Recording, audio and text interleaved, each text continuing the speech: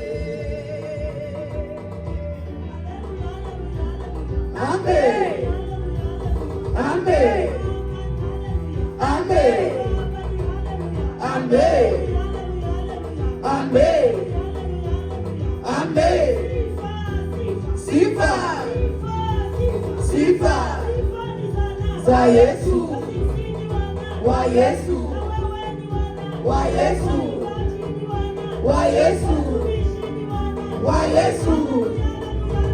Amen, amen, amen, hallelujah.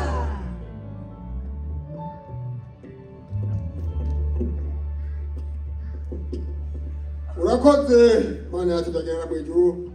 Urakoze mushobora byose, we mwami wadushoje amasako turi hano, nushimwe Yesu wakoze bitangaza mwami.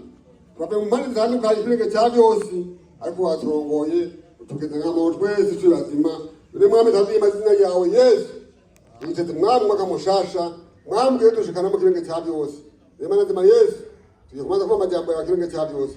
Twatara mu kimbwe mbi Yesu, zubazivanze hamwe natwe hano mwami. Mwizina rya Yesu soke hanze Mana nzima bobo buje mugahwekere maze amajambo meza mazima Yesu atujana muri mwaka tugiye kwinjamo uzokwenda imiza ryawe gera. Amina, amen. Karibu kwa neno la Mungu.